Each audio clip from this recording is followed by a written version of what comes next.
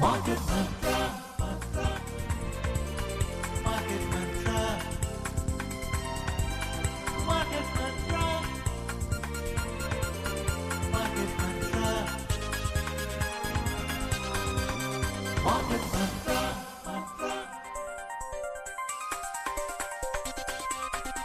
Market Mantra. Welcome to this Monday edition of Market Mantra, the program in which we give you a complete update on the economic news of the day. And today we'll also be taking calls from you and any queries that you may have on economic, business and stock market news. But do remember that we don't address company-specific queries. You can call us on our telephone numbers 2331 4444, 2342 1050 and 2331 0464. And do not forget to prefix 011 before these numbers if you're calling from out of Delhi. Well, my name is Nishit Kumar and with me is my co-anchor in Hindi, Sonu Sood. धन्यवाद निशित। नमस्कार श्रोताओं, market मंत्र में आपका स्वागत है। आज सोमवार है और हर सोमवार की तरह आज भी हम आपके सवालों को सीधे प्रोग्राम में शामिल करेंगे।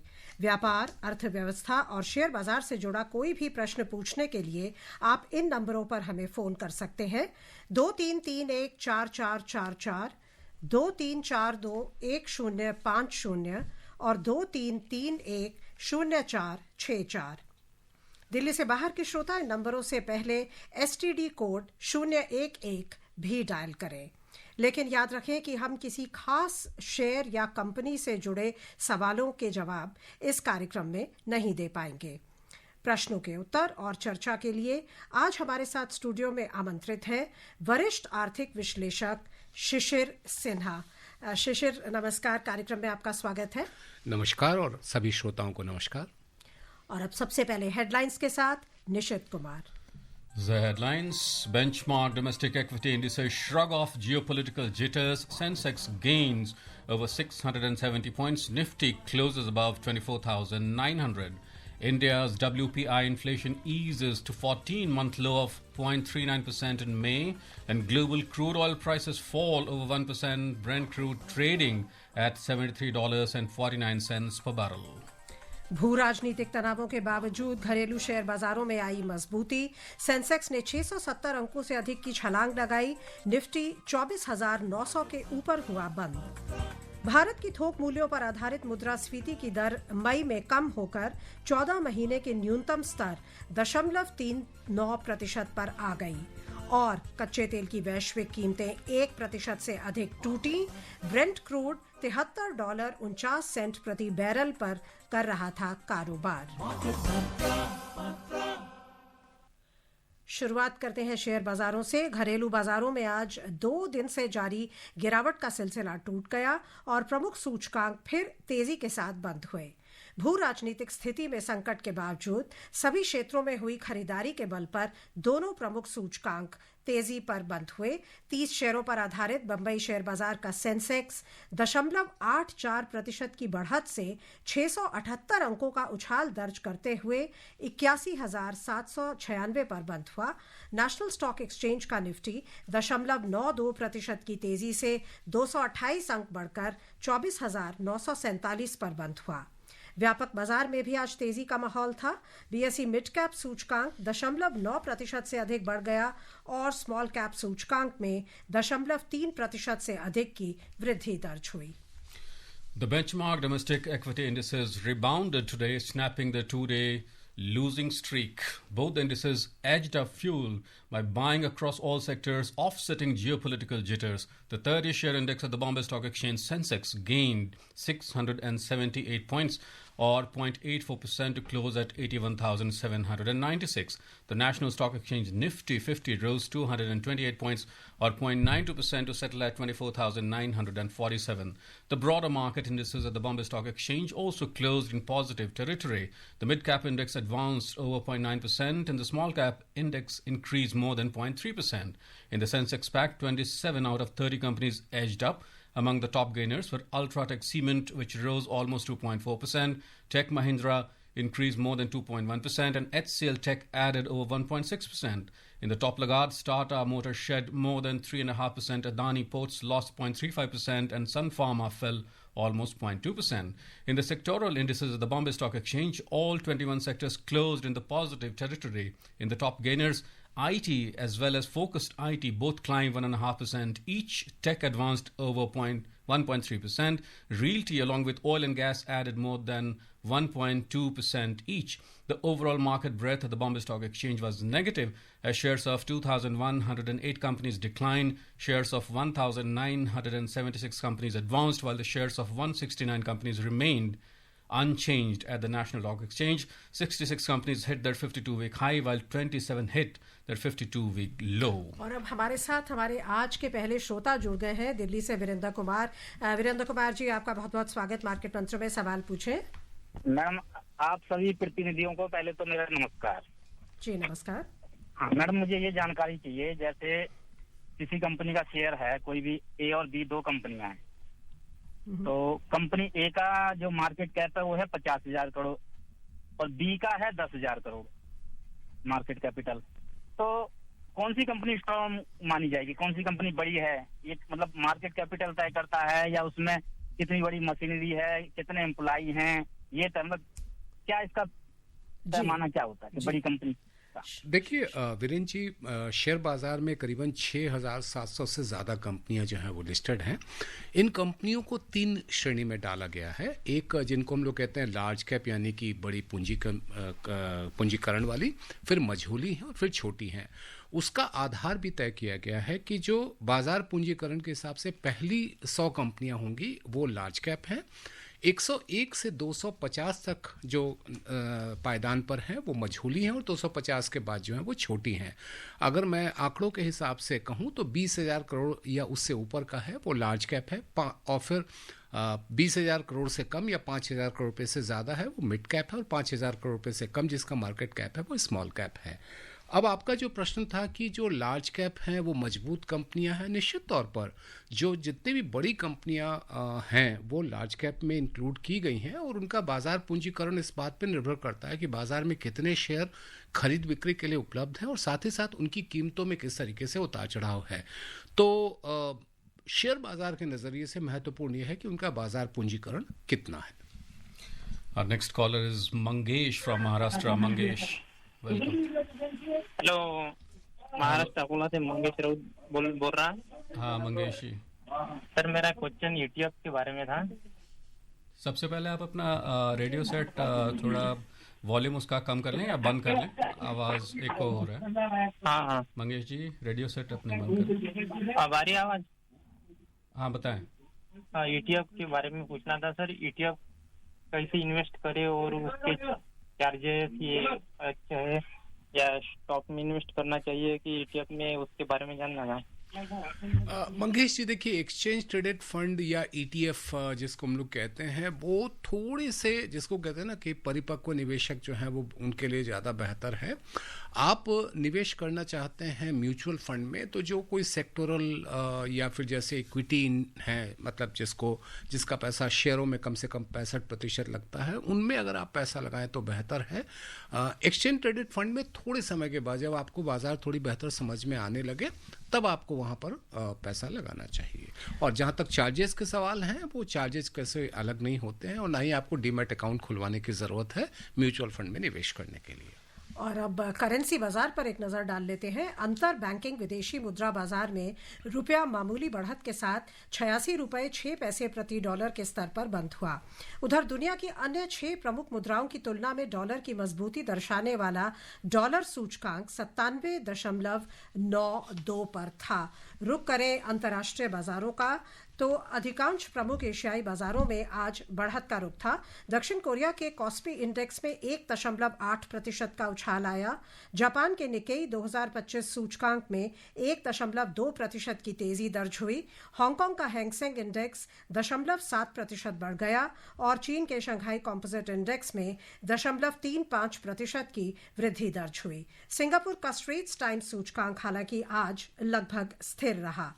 यूरोपीय क्षेत्र पर नजर डालें तो दिन के कारोबार में यहां के बाजारों में बढ़त का रुख था। ताज़ा समाचार मिलने तक फ्रांस के कैक में 0.7% से अधिक की बढ़त थी। लंदन के FTSE 100 में 0.4% से अधिक वृद्धि चल रही थी और जर्मनी का डैक्स 0.37% की तेजी पर था। शिशिर, क्या कहेंगे आप? अगर हम भारतीय शेयर बाजार को देखें, बाकी एशियाई बाजारों को भी देखें, यूरोपीय बाजारों में जो अभी रुख है सभी पॉजिटिव है, डिस्पाइट द फैक्ट कि इतनी जियोपॉलिटिकल संकट चल रहा है और अभी जो टैरिफ्स को लेकर भी कोई अभी सर्टेनिटी नहीं है। सो आपको लगता है कि बाजारों में एक तरह से रेजिलियंस आ चुकी है? कैसे देखते हैं आप आज के प्रदर्शन को? दो बातें हैं यहाँ पर। अगर आप बीते सप्ताह देखें, जिस तरीके से व्यापार समझौते पे थोड़ी प्रगति देखने को मिली है, उसको शेयर बाजार ने सकारात्मक नजरिए से लिया है। लेकिन बाजार की परेशानी यह है कि क्षण क्षण में वैश्विक घटनाक्रम बदल रहे हैं। आप देख रहे हैं कि ईरान और इजराइल के बीच में जो स्थिति बन गई है, अब ये पिछले 4 दिनों से लगातार चलता आ रहा है। किसी एक दिन किसी एक का पलड़ा भारी होता है, किसी दूसरे दिन दूसरे का होता है। तो ऐसी स्थिति में शेयर बाजार कोई निश्चित दिशा नहीं ले पा रहा है। एक जिसको कहते हैं ना कि उस क्षण में कौन सी ऐसी चीज है, उसके आधार पर व्यापार किए जा रहे हैं, सौदे किए जा रहे हैं और उसका असर आपको बाजार में देखने को मिल रहा है। आज जो आप देखेंगे कि अगर पिछले 2 दिनों में जो हमने तेज एक गिरावट पिछले सप्ताह हमने देखी, उसके बाद एक खरीदारी का मौका था जिसका इस्तेमाल आज किया गया है। लेकिन अनिश्चितता बाजार में बहुत ज़्यादा है और ऐसे में हमारे जो छोटे निवेशक हैं उनके लिए शेयर बाजार से अभी दूर रहना बेहतर है। बेहतर ये भी होगा कि अगर बहुत तेज़ी से नीचे आ रहा है तो खरीदारी का कोई मौका बन रहा है तो खरीदारी कर लें, लेकिन ऊंचे भाव पर निवेश करने से बचे। और ज़्यादा बेहतर तो यह है कि शेयर बाजार से अभी थोड़ी सी दूरी बना करके रखें, म्यूचुअल फंड में SIP या ऐसे साधनों के जरिए निवेश करें, वो बेहतर होगा। Next collar is Ratnakar from Mumbai. Ratnakar, welcome. Hello, good evening sir. Good evening. मेरा सवाल है कि अभी ये ईरान और इजराइल का वॉर होने के बावजूद भी आज मार्केट में छलांग लगाई, तो ऐसे केस में जो प्रॉफिटेबल शेयर है, मोर देन 10%, 20% प्रॉफिट में जो है, वो निकालना उचित रहेगा क्या? ये मेरा सवाल है। और आने वाले दिनों में कौन से सेक्टर पर ज्यादा फोकस करना उचित है? रत्नाकर जी, हमेशा से इस बात को आप ध्यान में रखिए, जैसा आपने कहा कि अगर 10 से 12% का आपको मुनाफा हो रहा है तो क्या करना चाहिए? तो किस्तों में मुनाफा कमाइए। देखिए, मूल को आप बचा करके रखिए और मूल के ऊपर जो आपका बन रहा है उसको आप निकालने की कोशिश करिए, और या फिर आप उसको री इन्वेस्ट कर सकते हैं, दोबारा किसी एक शेयर में आप पैसा लगा सकते हैं। तो एक बार में पूरा का पूरा निवेश बाहर मत निकालिए। थोड़ा बहुत जो किस्त बन सकता है, जैसे आप अपने किस्तों में कर्ज अदा करते हैं, किस्तों में जमा करते हैं, जिसको हम लोग रिकरिंग डिपॉजिट करते हैं, तो मुनाफा वसूली में भी किस्तों का जो है वो फॉर्मूला अपनाइए, फायदे में रहिएगा। और एक और उनका प्रश्न था कि फ्यूचर में कौन से सेक्टर्स, वो तकनीक जो अलग अलग क्षेत्र की बात है। इस समय में फाइनेंशियल सर्विसेज जो हैं, वो वित्तीय सेवाओं के जो क्षेत्र हैं, चाहे वो प्राइवेट बैंक्स हों या पब्लिक सेक्टर बैंक्स हों, उनमें एक स्थिति अच्छी बन रही है। हालांकि आपको सुनने में थोड़ा सा अजीब लगेगा कि जब ब्याज दरें घट रही हैं, उनकी कमाई पर असर पड़ने वाला है, तो कैसे उन क्षेत्रों की आप बात कर रहे हैं। दरअसल बाजार उनका बढ़ने का उम्मीद है, खासतौर पे जब ब्याज दरें नीचे आ रही हैं तो कर्ज की रफ्तार बढ़ने का अनुमान है, और इससे बैंकों के लिए जो आमदनी का रास्ता है वो बेहतर हो सकता है। तो एक फाइनेंशियल सर्विसेज का होगा, और दूसरा हम कहेंगे कि FMCG पे भी आप ध्यान रख सकते हैं, क्योंकि वहाँ पर रूरल एरिया में हम देख रहे हैं और अर्बन एरिया में दोनों जगह पर एक विकास हमको देखने को मिल रहा है, बढ़ोतरी देखने को मिल रही है। और अब मुंबई से वापस दिल्ली आते हैं, संजीव है हमारे अगले कॉलर। स्वागत है, सवाल पूछें। हाँ, नमस्कार। हमारा team market Mantra and the expert mister Shishir Sinha. नमस्कार। आप मार्केट मंत्रा में 2 क्रूड के रेट्स देते हैं, एक तो WTI और एक ब्रेंट क्रूड। इसमें से हम जो इंडिया जो क्रूड इंपोर्ट करता है वो कौन सा होता है, और इन दोनों में फर्क क्या है, और किस तरह से इनकी बाइंग की प्राइसिंग सेटल होती है for the import purposes by the government of India? Thank you. Sanjeev ji, सबसे पहली चीज़ आप ध्यान रखिए कि ये जो कुछ भी कच्चा तेल हम खरीदते हैं वो हमारा इंडियन बास्केट ऑफ क्रूड होता है, जिसमें हमारा 3/4 आप कह लीजिए कि गल्फ और उन कंट्रीज़ का और 1/4 जो है वो अदर सोर्सेज का है। तो हमारा क्रूड ब्रेंट या WTI अकेले नहीं होता है, बल्कि कॉम्बिनेशन होता है इंडियन बास्केट ऑफ क्रूड। दूसरी चीज़, सरकार कच्चा तेल नहीं खरीदती है, बल्कि तेल कंपनियां कच्चा तेल खरीदती हैं। तीसरी बात आप ध्यान रखिएगा कि पेट्रोल और डीजल की खुदरा कीमतें कच्चे तेल की कीमत के आधार पर तय नहीं होती हैं, बल्कि उसके लिए इंपोर्ट पैरिटी प्राइसिंग मैकेनिज्म अपनाया जाता है। ये थोड़ा एक तकनीकी विषय है, लेकिन आपको मैं कोशिश करता हूं सरल में समझाने का कि अगर आप पेट्रोल आयात करें, उसके आयात करने के समय में बंदरगाह पर आने के समय में उसकी जो कीमत बनेगी वो हमारा आधार कीमत हो जाता है घरेलू बाजार के लिए। और फिर उसमें जो अलग अलग टैक्स हैं जो केंद्र सरकार के, जिसको हम लोग सेंट्रल एक्साइज ड्यूटी कहते हैं, जिसमें 4 कंपोनेंट होते हैं, और जो राज्य सरकारों की हैं जिसको हम लोग सेल्स टैक्स या वैट के नाम से जानते हैं, उस सब को जोड़ करके और प्लस डीलर कमीशन जोड़ करके वो आपकी खुदरा कीमत बनते हैं। तो जैसे आप 94 रुपया 95 रुपया, अगर दिल्ली में आप हैं 95 रुपया लगभग, अगर मैं गलत नहीं हूं तो 1 लीटर पेट्रोल की कीमत अभी चल रही है, तो उसमें बेस प्राइस आप देखेंगे लगभग 54-55 रुपये का होगा, और बाकी जो है वो आपका टैक्स है जो कि केंद्र सरकार, राज्य सरकार, और इसके अलावा फ्रेट के कुछ चार्जेस, यानी कि ढुलाई का आपसे 20 पैसा या 25 पैसे प्रति लीटर का बनता है, और डीलर कमीशन होता है। तो ये एक पूरी व्यवस्था है, थोड़ी तकनीकी है, लेकिन हमने कोशिश की कि आपको इसको समझाने की। Right, and moving on to some other stories, Prime Minister Narendra Modi has described the India-Cyprus partnership as one firmly rooted in shared democratic values and the rule of law. Mr. Modi stated this while addressing media with Cyprus President Nikos Christodoulides at the presidential palace in Nicosia today following a delegation-level talks.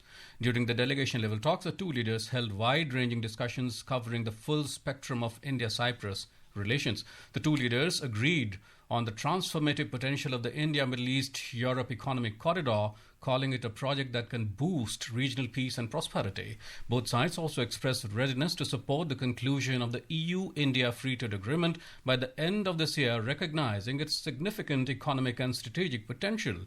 Meanwhile, Prime Minister Narendra Modi has embarked on a visit to Kananaskis, Canada this evening after successfully concluding his visit to Cyprus. During the 2-day visit, at the invitation of Canadian Prime Minister Mark Carney, Mr. Modi will participate in the G7 summit and also hold bilateral meetings. और अब कुछ important macro economic figures जो आज release हुई हैं उन पर नजर डालते हैं। भारत की थोक मूल्यों पर आधारित मुद्रास्फीति की दर मई में वार्षिक आधार पर 0.39% पर आ गई, जो 14 महीने का न्यूनतम स्तर है। अप्रैल में ये दर 0.85% थी। वाणिज्य और उद्योग मंत्रालय द्वारा आज जारी आंकड़ों के अनुसार खाद्य पदार्थों की थोक मूल्यों पर आधारित मुद्रास्फीति की वार्षिक दर अप्रैल के 2.55% के मुकाबले कम होकर मई में 1.72% दर्ज हुई। प्राथमिक वस्तुओं की श्रेणी में थोक मूल्यों में गिरावट का सिलसिला जारी रहा और मूल्यों में गिरावट की ये दर मई में और बढ़ गई। अप्रैल में आई 1.44% गिरावट के मुकाबले मई में प्राथमिक वस्तुओं के थोक मूल्यों में कमी का ये आंकड़ा 2.02% हो गया। ईंधन और बिजली क्षेत्र में भी मई के दौरान थोक कीमतों में 2.27% की गिरावट आई। थोक मूल्य सूचकांक में शामिल वस्तुओं में 60% से अधिक योगदान वाली विनिर्मित उत्पादों की श्रेणी की थोक मुद्रास्फीति दर मई में कम होकर 2.04% दर्ज हुई। WPI थोक मूल्यों में बदलाव को दर्शाने वाला सूचकांक है। दूसरी ओर CPI वह सूचकांक है जो खुदरा कीमतों में बदलाव को दर्शाता है। मई के महीने में खुदरा मुद्रास्फीति भी कम होकर 2.82% दर्ज हुई थी। शिशिर, क्या कहेंगे आप, ये जो इन्फ्लेशन पर जो काबू लगता है आपको कि RBI ने अब बड़ी फर्मली पा लिया है, और हमने अभी देखा उनकी लास्ट जो पॉलिसी थी उसमें 0.5% जो उन्होंने कटौती की रेपो दर में, वो भी क्या आप मानेंगे कि बहुत तेज़ी से ट्रांसमिट हो रहा है? हमने देखा है कि प्राइवेट बैंक, जो पब्लिक सेक्टर बैंक्स हैं, पूरा ट्रांसमिट कर रहे हैं लेंडिंग रेट्स में। तो जैसा आप कह रहे थे कि इससे जो लोन बुक्स हैं वो बढ़ेंगी बैंक्स की, और इससे पूरी इकोनॉमी को फ़ायदा होने की उम्मीद है। देखिए, इसमें 2-3 चीज़ें हैं। सबसे पहली चीज़ हमको ध्यान में रखना है कि जो हम लोग मौद्रिक नीति समिति है वो खुदरा ब्याज दर को लेती, खुदरा महंगाई दर को लेती है, थोक महंगाई दर को नहीं लेती है। तो हमारे पास दोनों आंकड़े अब आते हैं, थोक महंगाई दर भी है और खुदरा महंगाई दर है। जो थोक महंगाई दर है वो उसको हम लोग एक तरीके से प्रोड्यूसर इन्फ्लेशन भी कहते हैं। तो उसका नीचे जाना ये शायद अर्थव्यवस्था के लिए अच्छी खबर नहीं होगी, क्योंकि इसका मतलब है कि जो प्रोड्यूसर है, जो उत्पादक है, उसको उसके उत्पाद की सही सही कीमत नहीं मिल रही है या उसके मुनाफे में कमी आ सकती है। लेकिन खुदरा महंगाई दर का घटना हमारे आपके उपभोक्ताओं के लिए बहुत ही अच्छी स्थिति होती है। और दूसरा उसका सबसे बड़ा फायदा ये होता है कि मौद्रिक नीति समिति को ब्याज दर घटाने में मदद मिलती है। अब मुद्दा यह है कि क्या रिजर्व बैंक ने जो पिछले कुछ समय तक, फरवरी के पहले तक अगर आप देखें तो उन्होंने नीतिगत ब्याज दर में कोई कमी नहीं की थी। इस समय में महंगाई दर की जो स्थिति में सुधार हुआ है उसकी सबसे बड़ी वजह सप्लाई साइड है, आपूर्ति की बात है। आप सब्जियों को अगर आप देखेंगे तो सब्जियों की आपूर्ति बेहतर हुई। अनाज की बात करें, वहाँ पर स्थिति बेहतर हुई। तो जब अगर आप सीपीआई बास्केट अगर आप देखते हैं उसमें 54% की हिस्सेदारी खाद्य और खाद्य पदार्थों की है, तो उसमें अगर उनकी कीमतों में कमी आती है और खुदरा महंगाई दर घटती है तो मौद्रिक नीति समिति के लिए ब्याज दर में कमी करना आसान हो जाता है। यही वजह है कि 5 महीने में लगभग 1% की महंगाई दर में कमी की गई है। अब इसका सीधा सीधा असर क्या है? 2019 से एक व्यवस्था अपनाई गई है जिसको हम लोग कहते हैं EBLR, external benchmark based lending rate. इसका मतलब क्या होता है कि जो बैंक्स हैं जो खुदरा लोन देते हैं या MSME को लोन देते हैं वो रेपो रेट से लिंक्ड है कि अगर रेपो रेट में कोई बदलाव होता है जो मौद्रिक नीति समिति करती है तो आपका जो ब्याज, आप जो ब्याज दे रहे हैं खुदरा ग्राहक होने के नाते या छोटी कंपनियां जो ब्याज अदा कर रही हैं उसमें वो कमी आ जाती है। तो अभी के समय में 5 महीने में ये हुआ है। अब 1% की कमी जब हो गई है तो वहां पर बैंकों के लिए, चाहे वो सरकारी बैंक हो चाहे वो निजी बैंक हो, उनके लिए कर्ज के ऊपर ब्याज दर घटाने का एक रास्ता खुल गया है। और हमको ये भी ध्यान में रखना है कि कर्ज की रफ्तार थोड़ी धीमी पड़ गई थी। अब उम्मीद ये है कि वो रफ्तार बढ़ेगी, लेकिन साथ ही साथ ये नहीं भूलना चाहिए कि हमें जमा पर भी कम ब्याज मिलेगा। तो हम कर्ज के सस्ता होने को लेकर के जितने खुश हो जाएं, हम इस बात को ना भूलें कि जमा पर भी हमको ब्याज दर कम पर उससे भी जस्ट वन एक एस्पेक्ट ये भी निकलता है कि अगर जमा पर कम ब्याज दर मिलेगी तो हम ज्यादा प्रेरित होंगे स्पेंड करने की तरफ। देखिए, आप अगर संख्या के हिसाब से देखिए, बैंकों के पास लगभग 240 करोड़ बैंक खाते, जमा खाते हैं और कर्ज के खाते 44 करोड़ हैं। तो आप अंतर देखिए कितना ज्यादा है। अब आप कहेंगे कि जमा पर जब ब्याज दरें कम होंगी तो हम ज्यादा खर्च करने के लिए प्रोत्साहित होंगे। बिल्कुल ऐसी स्थिति आ सकती है और मकसद ही यही है कि उपभोग को कैसे बढ़ावा दिया जाए, क्योंकि अर्थव्यवस्था में हम 2 चक्र देखते हैं। एक जिसको हम लोग कहते हैं दुष्चक्र और एक कहते हैं सुचक्र। अगर मैं अंग्रेजी में कहूँ तो एक विशियस साइकिल होता है, एक वर्चुअस साइकिल होता है। तो अर्थव्यवस्था को गति देने के लिए आपको सुचक्र की जरूरत होती है। जब आज आप बात करें कि हमें 6.5, 6.6, 6.8% की दर से विकास करनी है तो आपको सुचक्र चाहिए। सुचक्र कैसे काम करता है? अगर बाजार में मांग होगी तो कंपनियां उत्पादन करेंगी, कंपनियां उत्पादन करेंगी तो रोजगार के नए मौके बनेंगे, रोजगार के नए मौके बनेंगे तो लोगों के हाथ में पैसे आएंगे। तो ये पूरा एक साइकिल चलेगा। तो ये साइकिल जो रिजर्व बैंक ने ब्याज दरें घटाई हैं और दूसरा जैसा जमा पे हम जिस पे कह रहे हैं कि ब्याज दरें कम हो गई हैं, तो लोगों के लिए एक रास्ता है खर्च करने का।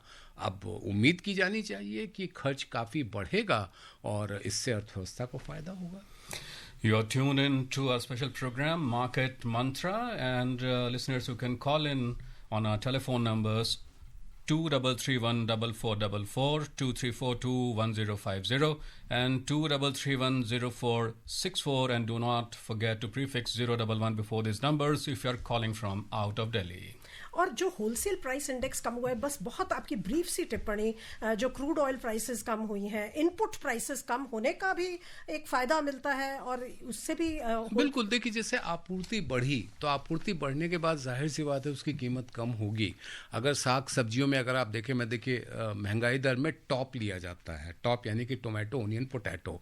तो टोमेटो, ओनियन, पोटैटो में अगर आप देखेंगे तो टमाटर थोड़ा महंगा हुआ है लेकिन आलू और प्याज सस्ते हुए हैं, बाकी सब्जियां भी सस्ती हुई हैं। तो ये जितने भी प्रोडक्ट्स हैं, मिनरल आइटम्स हैं, उनके दाम घटे हैं और उसी का असर आपको थोक जो महंगाई दर है उसमें कमी दिख रही है। कुछ और भी आंकड़े आए हैं। भारत का मर्चेंडाइज यानी वस्तुओं का व्यापार घाटा अप्रैल के 26.42 अरब डॉलर के मुकाबले कम होकर मई में 21.88 अरब डॉलर दर्ज हुआ, जिससे अंतर्राष्ट्रीय व्यापार के क्षेत्र में मजबूती का संकेत मिलता है। वाणिज्य और उद्योग मंत्रालय द्वारा जारी आंकड़ों के अनुसार मर्चेंडाइज का आयात मई में 1.7% कम होकर 60.61 अरब डॉलर दर्ज हुआ। इसी दौरान मर्चेंडाइज का निर्यात भी 2.17% कम होकर 38.73 अरब डॉलर हो गया। वार्षिक आधार पर भी देखें तो मई 2024 के 22.09 अरब डॉलर के व्यापार घाटे की तुलना में इस वर्ष मई में व्यापार घाटे में कमी दर्ज हुई। सो व्यापार घाटे में कमी दर्ज होना निश्चित रूप से एक अच्छी खबर है। इसमें एक आपने तथ्य गौर किया कि जितना आयात में कमी हुई है उससे ज़्यादा कमी हमारे निर्यात में हुई है।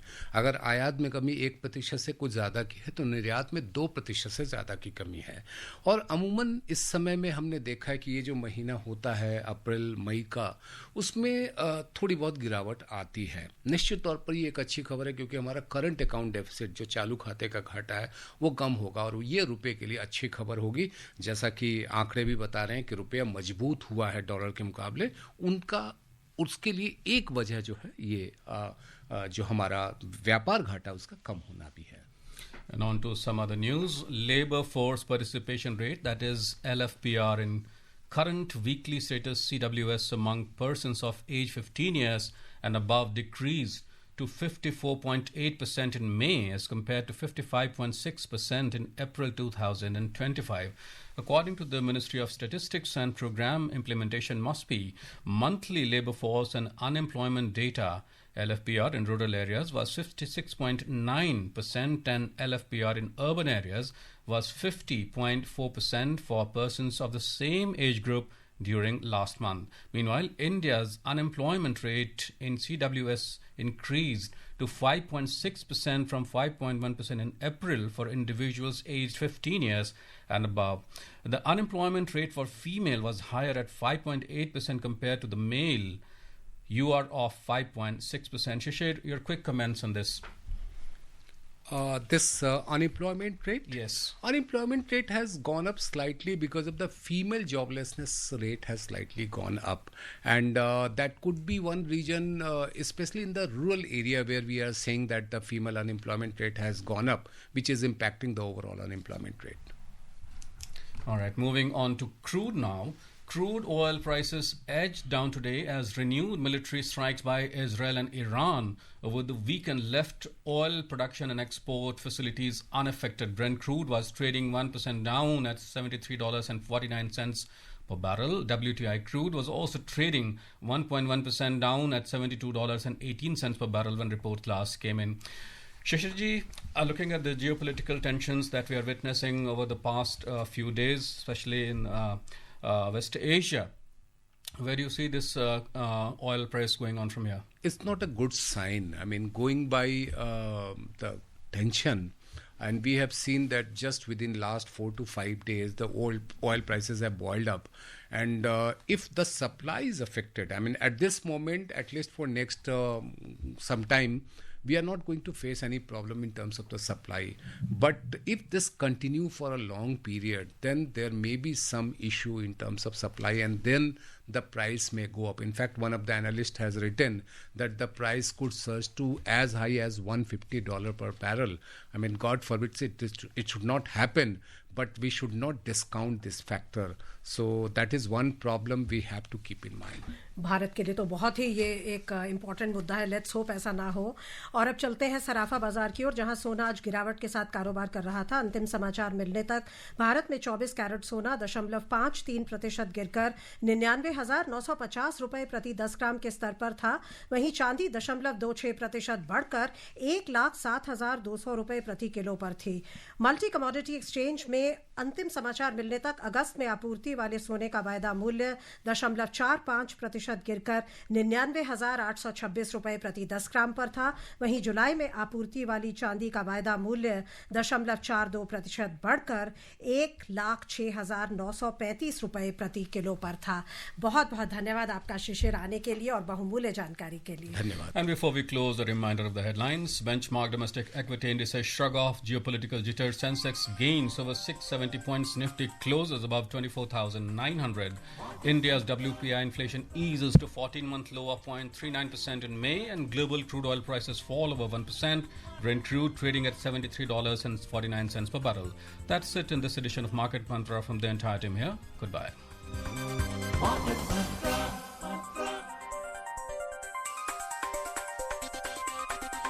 Market Mantra.